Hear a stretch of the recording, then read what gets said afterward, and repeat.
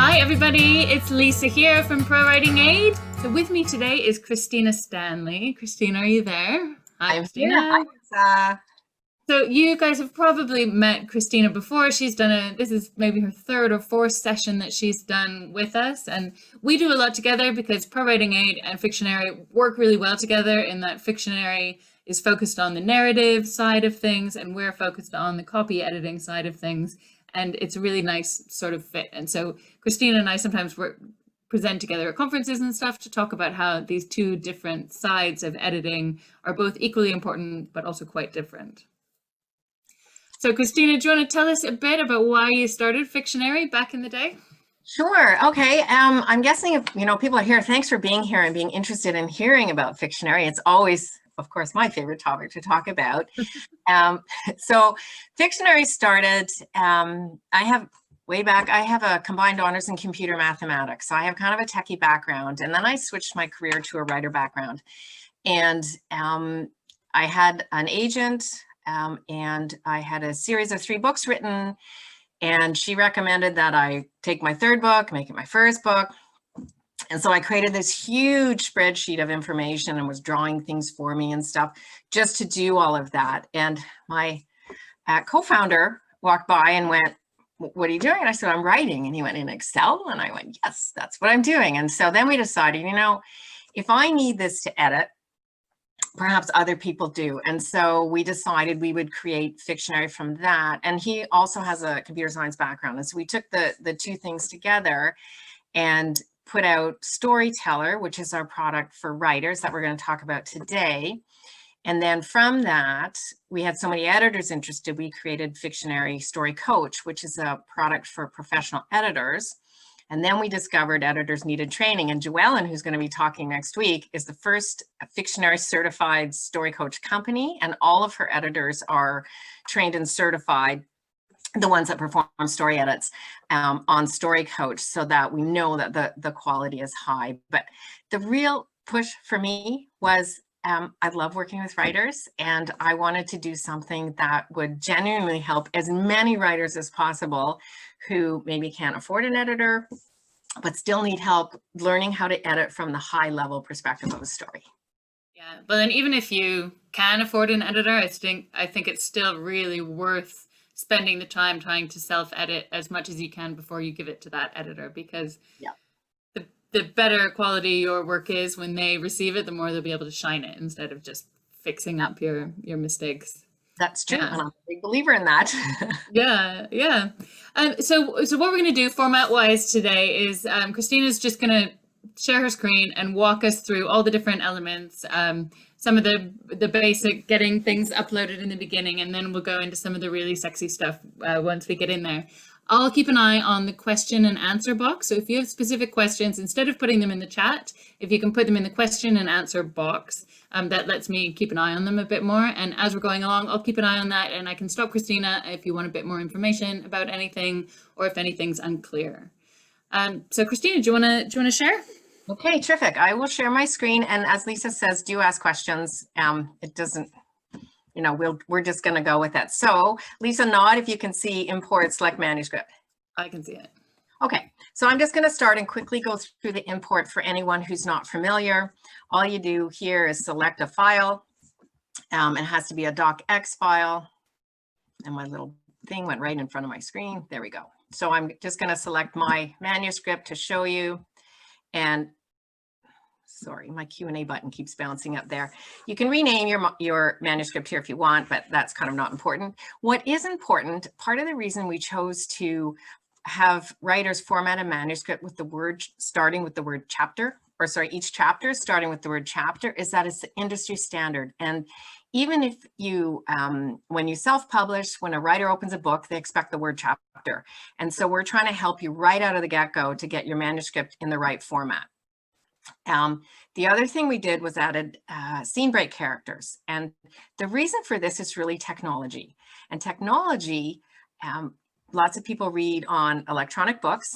And so if a scene break happens at the bottom of a page on an e-reader, the writer has no idea when that's going to happen. And the reader will get confused because they don't know an actual new scene is starting. And so that scene break character guarantees that it's clear to the writer. So in my book, I use a tilde just because I like tildes. You can use anything that's unique. Don't use something like a question mark because that will be all over your manuscript. So Fictionary right now is importing and it's analyzing your book. And this is where the AI technology comes in a bit. And so it's looking through, it's building your story arc, your word count per scene, your character list, all of these fun things that we're going to look at in a second. And so the first thing we have you do is just do a quick confirmation. There's no editing here, but you're just kind of looking to see, you know, does your manuscript look like it's in the right format? Great, keep importing. If not, you can hit the re-import button and try again. And if you need help, you can chat with me in the chat box. So this manuscript is 26 chapters, 87 scenes, 82,000 words. And then the next thing that we're going to show you is the cast of characters. And so, of course, this is AI software, so, you know, it doesn't get it right 100%, but as the writer, you know your characters. And so here I can very quickly go, that's not a character.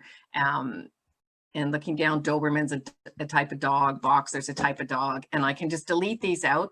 The delete does not take it out of the manuscript, just out of this list.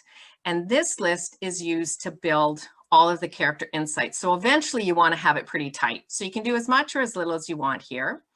In this particular manuscript, I'm going to show you Jazz Cooper is the point of view character for every scene.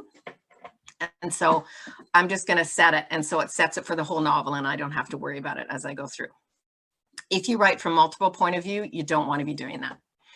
So once you've done your first pass at here, you can always come back, then you click I'm done for now, and you'll be taken to the overview page, which is where you see kind of the high level view of the app. And so here you can get to the visualize page where we have 13 different insights. As you analyze your story and revise it, these get updated so you can see that your changes and what they're doing. The evaluate page is where you actually edit, and then you can come back here and export or re-import. I want to just point out quickly the reading room. I get lots of questions on why we have this. And part of the reason is people sometimes just want to read and they don't want to see the elements.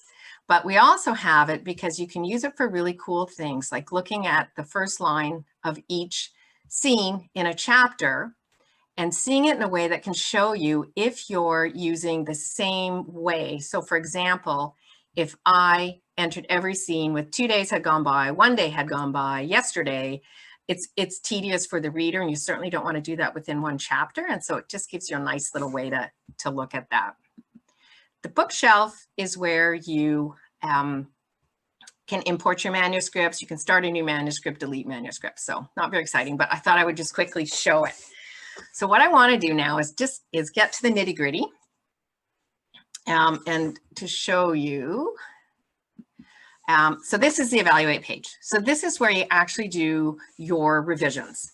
So on the left side here is your originally formatted manuscript, broken out into chapters and scenes. Here in the middle is where you would actually, you want to write a new sentence, for example. So here you do all of your editing. And then on the side is where we look at the story elements for character, plot, and setting. And I'm going to go through each of these, but I'll just stop for a second to see if there's any questions at this point. Everybody's pretty quiet. I've got someone who says that they use Fictionary and love it. I've run my 3 books into it and it helped me analyze each scene and it's brilliant. However, my question is, my 3rd book has more than 2 plot points and the software only allows for 2 plot points. What do I do? So the software, so I'll show you that when we get to the story arc, but there's actually 5. And when we get to the story arc, remind me and I'll come back to that question because I can show you visually how to do that. That's a great question. Okay. And very important to your book. Yeah, it's good to have some people who use it regularly. They can ask. Yeah, super nice. Okay, so let's look at how I would start to edit a scene. So in this scene, chapter 1, start at the beginning. I like to start on the plot tab because it's easy and it gets me going, and it's a nice flow for me. You can start anywhere you want. But if I read this first scene, or the first line of this scene, funerals suck, and for more than the obvious reasons, that's thought of a character. So I'll set my opening type as thought. The next thing I want to look at is my scene anchored in point of view, scene time, and scene setting? And what this means is, will the reader know quickly in the scene, without having to flip back pages or think too hard about it, the answer to each of these? And in this case, Jazz is the point of view, and she doesn't come in clearly as the point of view until way down here. So I'm not going to mark that. I'm going to leave it gray so I know to come back here and go, I need to rewrite the opening to fix that. The scene timing is not specifically set, but it's the opening scene. So I'm going to mark that as okay. You don't really need to worry about it. And the scene setting is clearly at a funeral, so that's fine. The next thing I look at is, what's the hook to go in?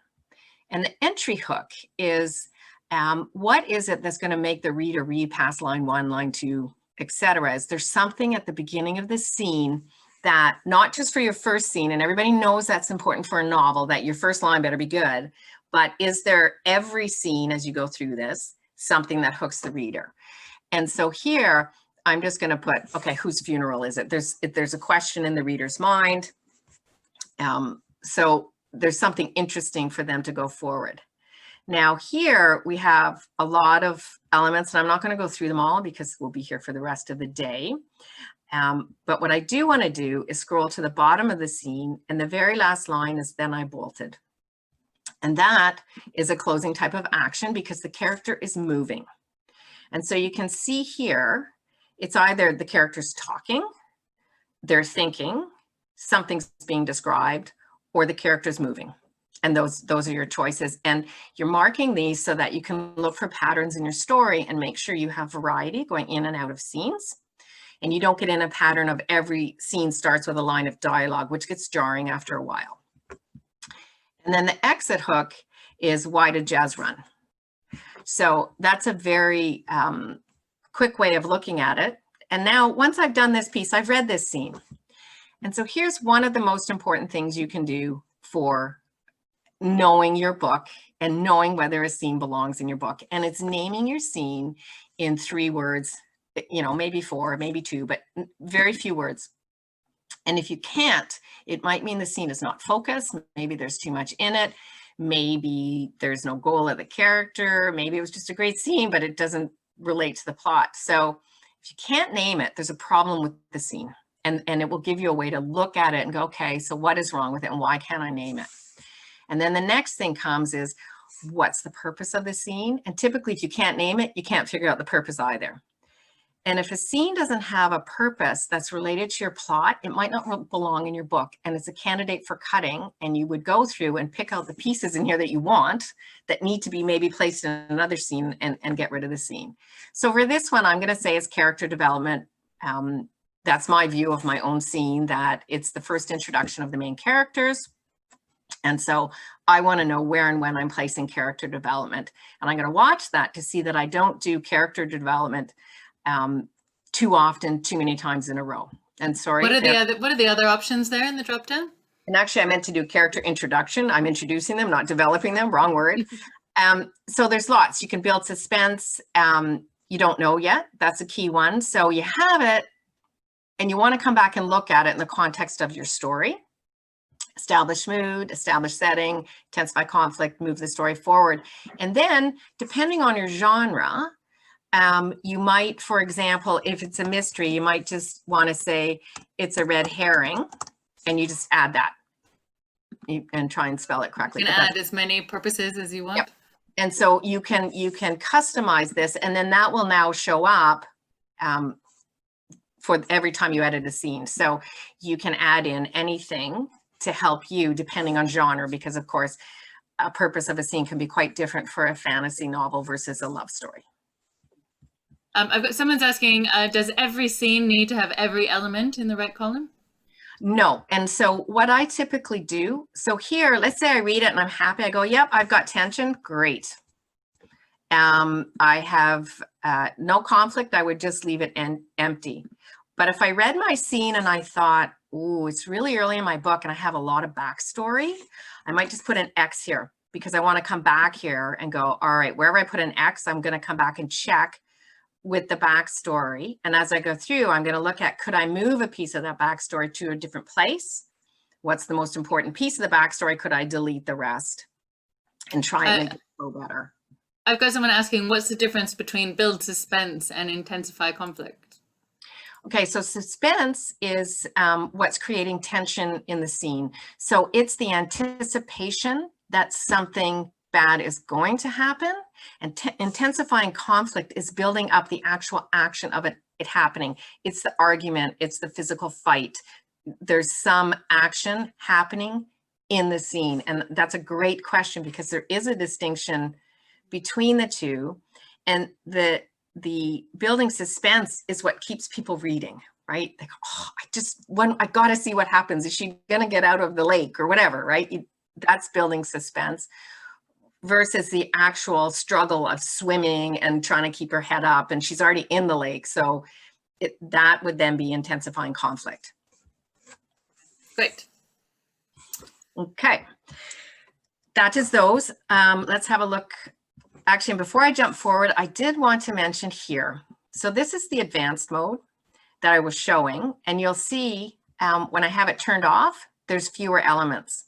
And we did that because initially we had everything out, and we got feedback from our very early adopter writers that it was too much to first look at, and people wanted a smaller subset. So we picked the most important ones that will push your story forward the most with the minimal amount of work. And so that's the basic elements. And so if I look at character, we picked 3. And if you turn advanced on, you can see all the rest of them. And so lots of writers start with advanced mode off, and they just work on these. And then once they're comfortable and used to it, and they get more knowledge and they do more learning, then they'll turn the advanced on. Go back to it. Yeah. Okay. Yeah. Keith is saying he's just subscribed to Fictionary and has the Write Your Book beta feature. And so he's starting to use that for his latest book, but he's interested to know if he should complete the plot, setting, etc., this sort of side of things as he writes, or wait until editing. Well, now that depends if you're a plotter or a pantster. Personally, me, I write, but lots of people come in and it helps them focus and look at particularly purpose of scene.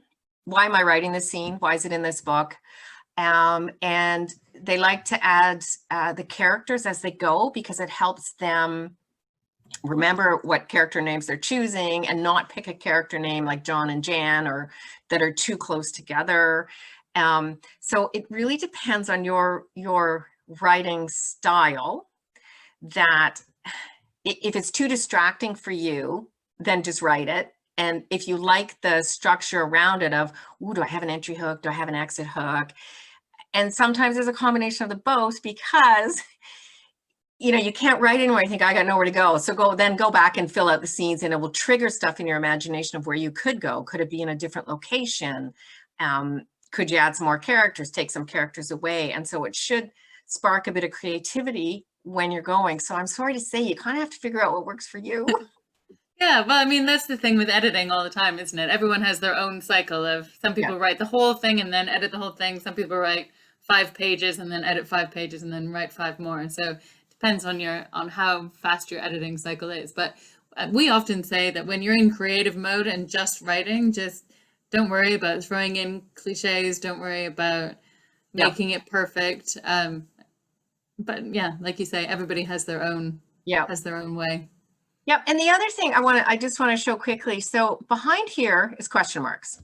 And so what we tried to do with Storyteller is, if you imagine going away and taking a whole semester course on how to edit fiction, and then you have to come back and remember that whole course, and then you have to remember which pieces apply to your novel depending on what you're working on, it's really difficult. And so we took, it took us a couple of years, but we took all of the writing, editing advice, and we put it in here for each of the elements. And so the first thing we do is explain why the element is important. And then we talk about how do you use the element. And then we give writing advice at this level. And then if that's not enough, then we have resources, which will take you over to a blog that goes in more in depth. And if that's not enough, then at the bottom of the blogs, we have other stuff on our site, and we've got KM Wyland's blog because she's got a great explanation there to help you. So you can kind of follow that trail all the way through to get as much learning as you want on any of the elements as you go. Yeah, great. And, you know, for those of you that use ProWritingAid, it's the same sort of thing. As much as possible, we try and put the videos and the explanations and the suggestions right while you're doing the work, because it's just so much easier to take in information and apply it if you're still in the creative process, or still in the editing process. Yep. Okay. Oh, you've got another spreadsheet user here. Bob says, I use a spreadsheet for working out the basic structure of my story before I write. Is it feasible to use Storyteller that way, building the book from scratch, or is it better to work it up outside the editing tool and then import it to edit? Well, we have a thing called the story map. So you can build it here in this format, and the story map, maybe what I'll do, I'll just show you I'm going to come and do a bit more explanation, but this is a manuscript just in a different account, same manuscript, but all of the elements filled out. And so you can keep track of every element and every scene all the way through. And you can also use this in a way that shows only specific elements. So you could, I'm just going to reset this to nothing. And let's just say I'm worried about my entry and exit hooks as I'm going. And here I can put them in.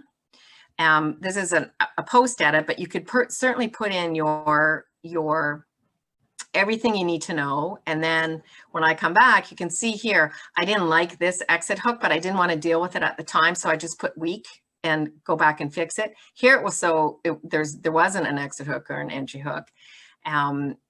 So you can definitely use this instead of a spreadsheet. And then it's there in this format, and it matches all of the 38 story elements here.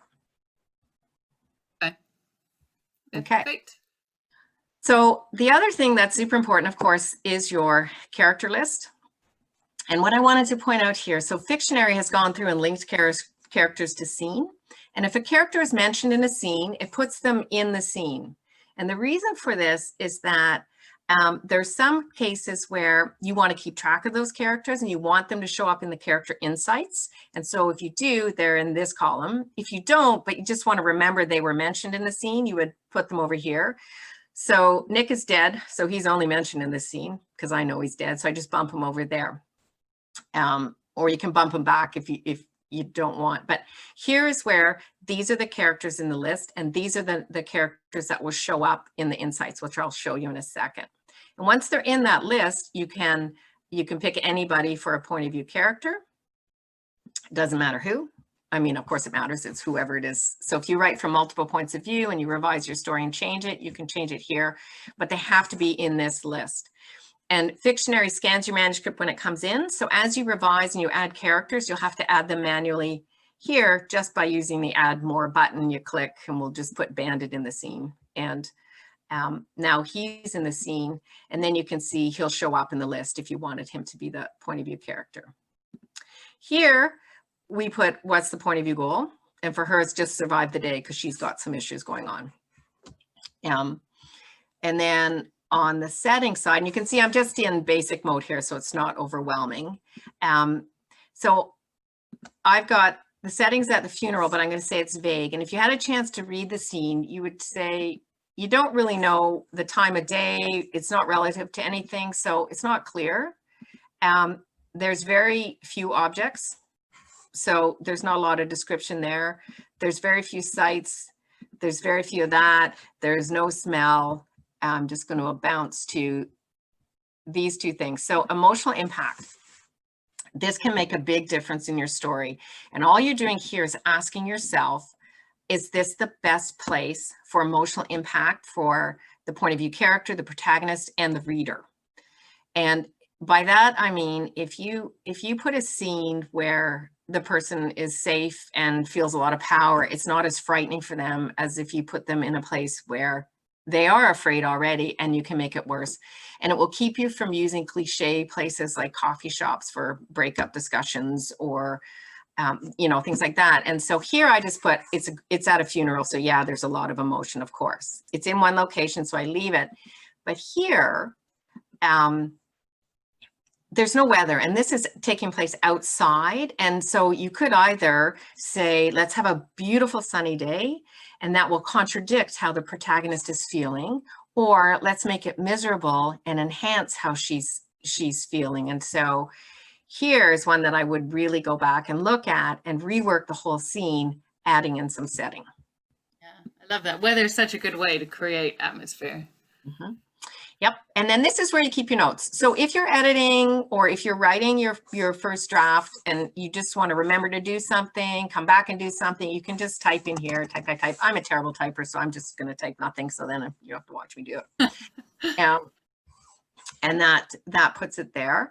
And then the last thing I just wanted to say about the user icon here is, you know, it's a really dull thing, but I'm just going to point it out. So here's where you manage your subscription. So when you start a 2-week free trial of Fictionary, and I can't even remember if I mentioned at the beginning that we were using a coupon code of PWA25 for this particular webinar, so that if you do want to subscribe to Fictionary, you can type in PWA25 and it will give you 25% off the annual or of 12 months for the monthly. And you just go into the managed subscription page, and that's where you put your coupon. But everybody gets a 2-week free trial, whether they're using a coupon or not, because we want you to actually try it and see if it's for you. And if you think it's going to help you tell a better story, great. That's all you need to do. And then if you love it, great, subscribe and use the coupon code. Very addictive. Be careful. There's some magic to putting your story into this program, because it's so exciting to see something you've created in all these different ways. Barb was asking, is the only way to use it to buy a subscription? You don't have an outright purchase? No, and we did that. So we're an online software. It's up on the Google Cloud because we didn't want to spend our development time and money on developing the app for downloading to different devices. And so we put it all up and online, and that way it's secure there for one. And it means that we're focusing all of our development on making this a better app for writers to improve their story, as opposed to us trying to figure out it has to go with every upgrade on every computer and phone. Yeah, fair enough. We did it. I just wanted to bump back to the question about writing in Fictionary. The one thing you might want to do is fill out scene names, because they'll show up here. And so you can make, you know, I don't know, I'll just call this top for some random reason. It'll show up here and you can start to see your outline as you go. And if you name it something that is enough to remind you of what the scene is about, you can, you know, you can find it easily. You can add and delete scenes. You can insert a chapter break if you wanted, if you decide later you need a new chapter break here. Same thing here, you can add and delete chapters. But the key thing really is if you can see your structure on the side, it's easier to follow your outline. Yeah, okay. Someone's asking, can the story map be exported to an outside spreadsheet or into any other format? No, not yet. The only thing that can be exported right now is the manuscript itself and the notes. And beyond that, I'm just going to say not yet, because that's a biggie to do, and we just haven't got to it yet in our development phase. Fine. One more. Got another story map question here. Jennifer says, "Does story map, which is super cool by the way, work with Scrivener like in the corkboard?" Does it? I'm not. Can you read that question again? Does story map work with Scrivener like in the corkboard? Is it? I think the question is a similar functionality, or do you write in Scrivener, don't you? I do. But I don't use the corkboard functionality. We don't integrate with, there's no AI between the two. So you have to export from Scrivener and put it into Fictionary. I'm not familiar enough with the corkboard to know the answer to that question. Okay. Fine. Let's see. Barb says, is there an integration with ProWritingAid? Yes, in fact, all you have, if you have ProWritingAid, the Chrome extension, You just turn on the extension and it works within Fictionary, and you can, per scene, it will pop it up. You can do your editing, go back, it's in your scene, off you go. So it's beautiful. And Lisa and I love that. That's how we got connected at first, was because having story editing and copy editing together in one tool was just too good to resist. Yeah, exactly. Okay. Can you explain the difference between POV goal and POV internal goal? Yes. Okay. So the point of view goal is, I'm just letting the story map or story arc draw here. The point of view goal is typically the external goal for a character for that scene. So you can have, every scene is probably going to be a different goal, although it could be the same goal over a series of scenes if it's a particularly big goal. You know, for murder mystery, you don't want to put the detective's goal is to solve the murder mystery. Well, of course it is through the whole book, but you want to put what are the goals for that scene, that there will be action and there will be consequences. The internal goal typically relates to the character's main flaw, or if they have something else going on. You know, Gone Girl's a great example of, I'm forgetting the woman's character's name, but her diary, you know, is all of it's external, and you don't even know the internal as you're going through the book. But the writer has to know it, so the book makes sense. So the internal goal doesn't have to be clear in the scene to the reader, but it has to be clear to the writer to make the story work. And the external is the action part that's happening in the scene that the reader is going to understand, and they'll know if there's consequences or not, if they succeed or fail on that goal. Great. Okay, we've got a few questions here, but I'm aware that we're already at 7:35. Do you want to go on to the next bit that you were going to show, and then we'll come back to the questions? We can come back. I do want to do a little bit about this, the story map, because, or sorry, story arc, because this is something that is hugely valuable to a writer if you understand what we're doing here. So cool. It's really an amazing thing. And the story arc was developed in 350 something BC by Aristotle. And the amazing thing is that same story arc is used today for the commercially successful films and books. And if you evaluate the big blockbusters across time, they fit this. And the reason that it works, and there's all kinds of variations of this, and there's 7 points and 12 points and whatever, we chose the simplest form to give the most flexibility to an author. And I say form very carefully because this is not a formula. This story arc works for different genre fiction, so mystery, thriller, love story, whatever.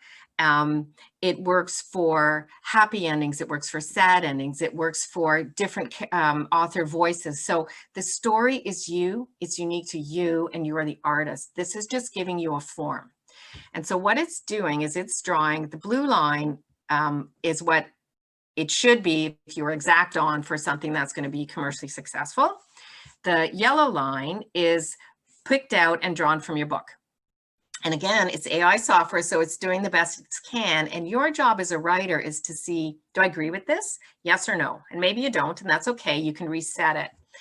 And these are all ranges. So, you know, if your plot point 1 is kind of around here and midpoint's kind of around here, that's okay. It's great. It doesn't have to be exact. And if you have it somewhere way out, know that you have it way out and you have a reason for that. And you've added enough tension and conflict to keep the reader engaged. So if we look at this, this is showing that plot point 1 for this scene is scene 17. So if I go back here and I know as the author, that's not my plot point, it's way different. I would go to scene 17, go here, just turn that off. And here, I don't know, maybe it's established mood. And then let's say scene 35 is really my plot point 1 scene. I would turn that on. I'd mark it as plot point 1 and hit save. And then I'll go back to the visualize and have their story arc redraw. And so what I'm showing you here is every time you make significant changes, the story arc draws. And you can see now, oh, here's plot point 1. And so if you look at something that's way out of whack, you can see there's a long time between the inciting incident and plot point 1. And what that typically will mean is that this part is boring and it's drawing on too long. And the reader's going to get impatient and won't get why they're not happy with the book. The writing can be beautiful, the scenes can be well written, but they know it's ingrained in us to wait for this, and it's not. It feels unsatisfying It's if you, because Yeah. all of these books are almost the same. And I read one recently that just didn't follow it, and it just felt weird, despite the fact that I have no actual sense in my head of when it should have happened. But So if this line is coming down like this, you want to be looking for, can you bring these two closer together? And then here now it's way out here, and to the middle, it's very short and a steep line, and that is going to feel rushed, like there's no depth to the reader. And they're going to, when you just start reading for the action points, because you really don't, you're kind of interested enough in the story for the action points, but you don't really want to relax into the book and read it. That's what happens right here, is that you and then when you put it down there, you're not really that interested to keep going, and off goes the book, right? So this is a really valuable tool to help writers. And as you revise, the caution is, you're going to move scenes around, add scenes, take out scenes, and every time this is going to redraw. And so you want to check at the very end, you want to make sure, do you still have it right? Or did you add too many scenes after the climax or something? And it will keep you kind of controlled as a writer, that you're owning the story as opposed to the other way around. Okay.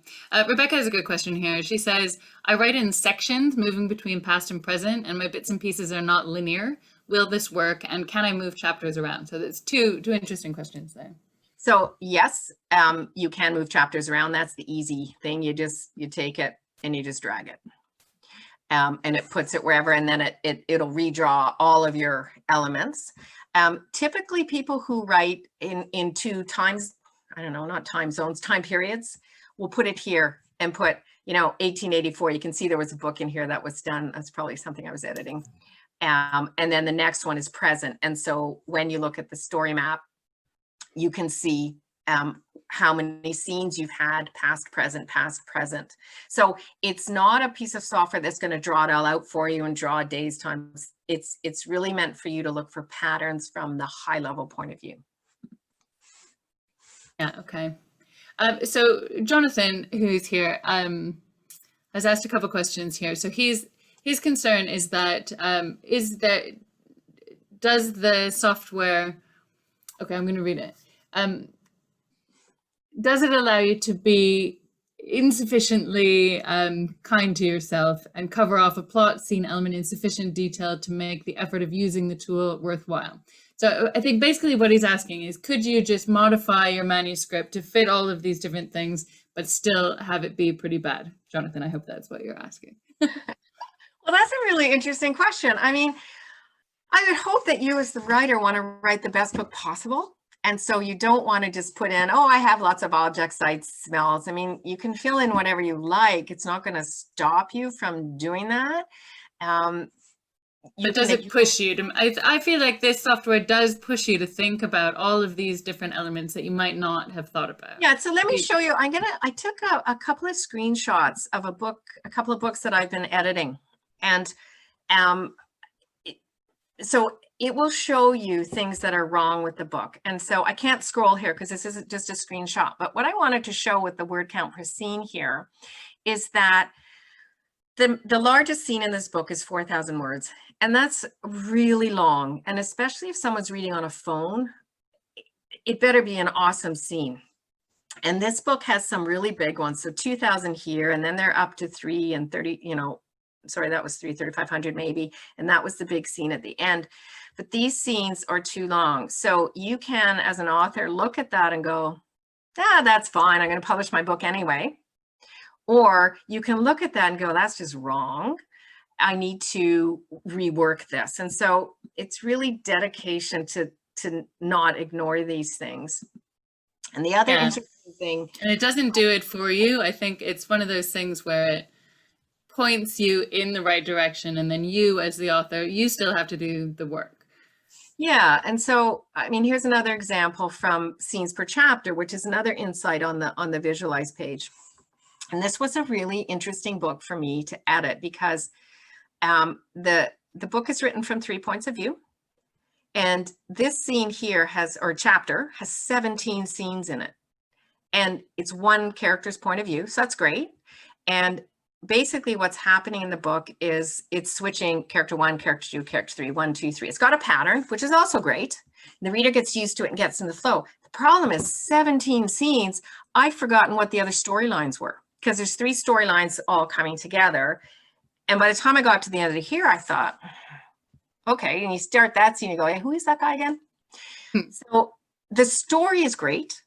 The structure is wrong. And so what we ended up doing was taking this and taking maybe the first 4 or 5 scenes, stopping the chapter there, going over to the next character's point of view, putting that in as a chapter, taking this next piece of the chapter, sticking it here, next point of view. And so we went through the book to structure it. And then once that was all done and the scenes per chapter, it drew out beautifully. And when you read the book, it's got a flow, and it's not too long between point of view characters and storylines that, especially a book that has multiple storylines that are all going to come together at the climax, the reader needs to be engaged in all 3. And so it's really hard to do, to keep them, you know, they don't get to this chapter. Top of mind. Right. Yeah. Yeah. Okay, great. Okay. And I think one of the things that we've talked about before that I think is really great about Fictionary is that it breaks the whole editing process down into like small bite-sized chunks. Yep. And so you really are just looking at one scene at a time and looking at the sentences and the impact and all of these elements of one scene. And then you get to check it off and you're done. And then you move on to the next one instead of just this big behemoth of edit this entire manuscript. Yeah, and the other feedback we get just on that line is that you can see, like, as we go through here, typically I know if I've put a scene name in, how far I am in the edit. So it keeps me. So then say I go on vacation for a week or work takes over, whatever. When I come back, I'm like, oh yeah, I was here. And what I usually do when I'm editing, I like to fill out, or when I'm writing, both, I like to fill out what happened in the middle and what happened at the end. So if a week goes by and I come back, I can go, oh yeah, that's the scene name, the middle, the end. I know exactly where I am. I can keep going. I don't have to go back and reread and go, where was I in my book? What's happened? It's all there for me to reference really quickly and just keep moving forward. Okay, Mary says, so does the author set the plot point designation or the software? Does each scene need to have a plot point designation? So there's 5. And there was a question before, don't let me forget what that question was, of something about the story arc, and I said I would come back to it.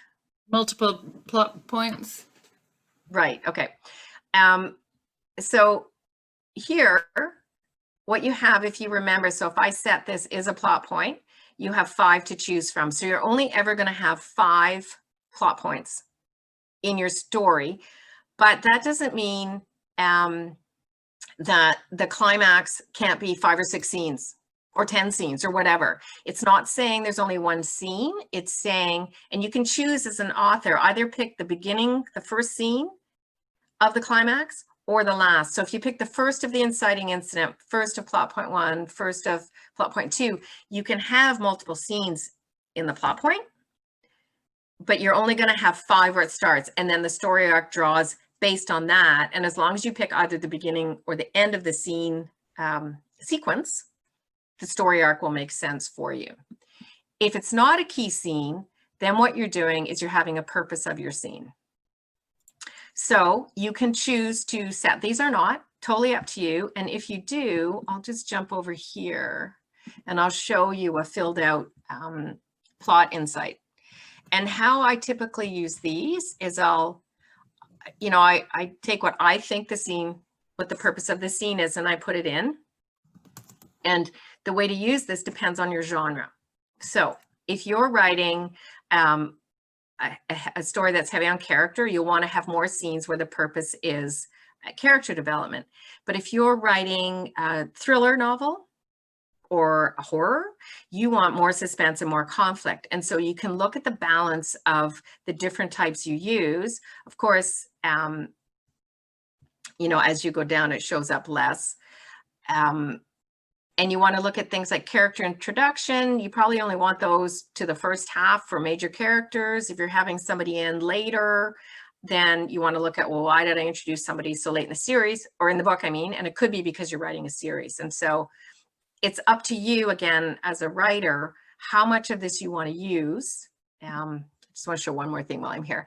And what it could also depend on where you know you have issues. Like most writers are pretty self-aware of, oh, I'm not very good at setting, or you know, my characters are too, they don't do anything, or you generally kind of know, and so you can focus on that and don't fill out the rest of the elements.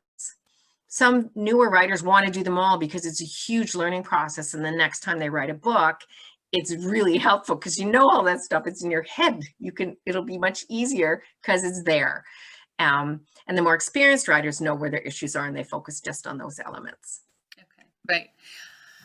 I've got a couple questions here asking how Fictionary compares to Scrivener. Is there overlap, or are they different? Do they have a similar purpose?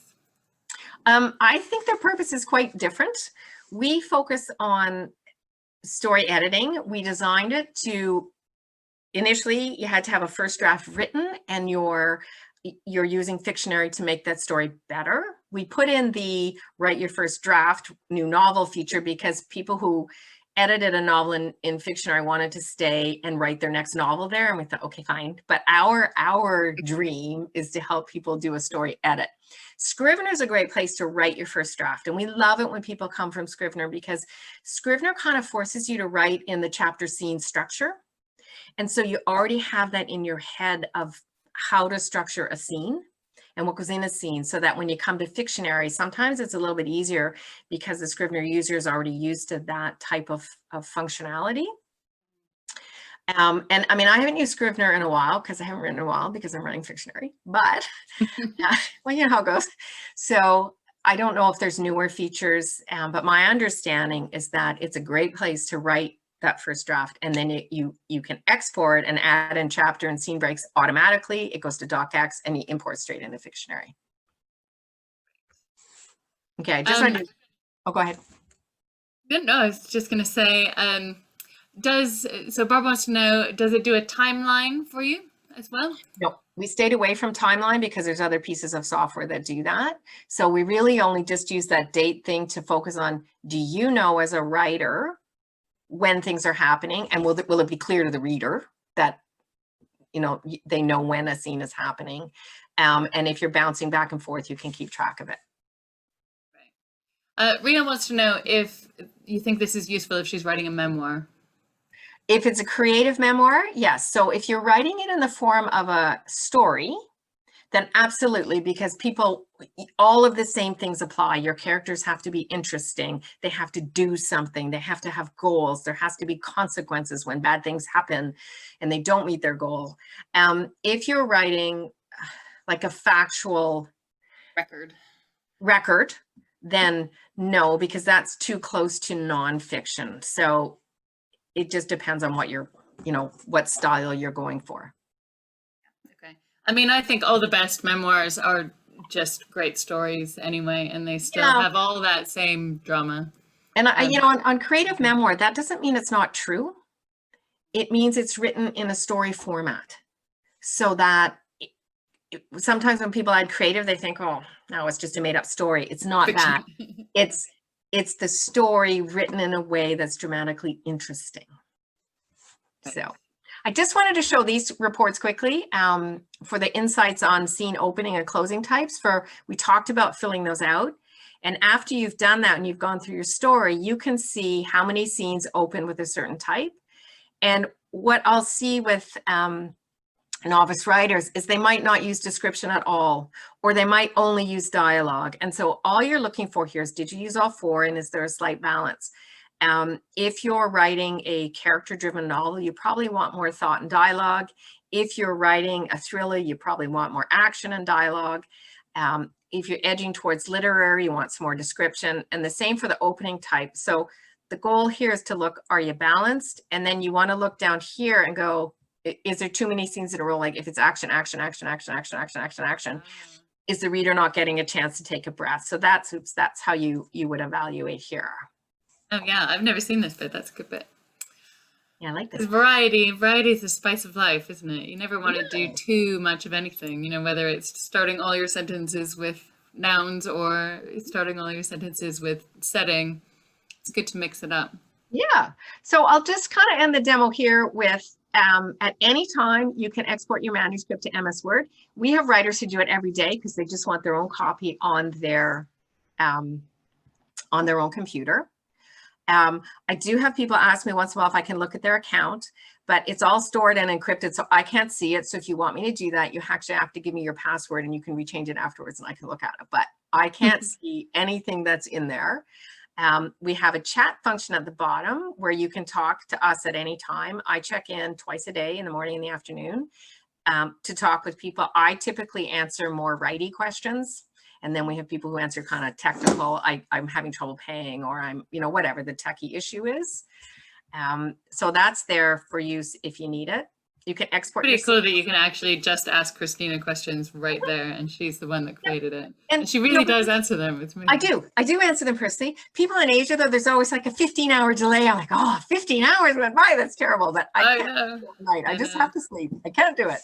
So, and the last thing I want to say is if you want to re-import, you can as many times as you like, but it overwrites everything. So typically people only do this if they import and had a problem importing and didn't put scene break characters in and realized, oops, I wanted to do that, just re-import.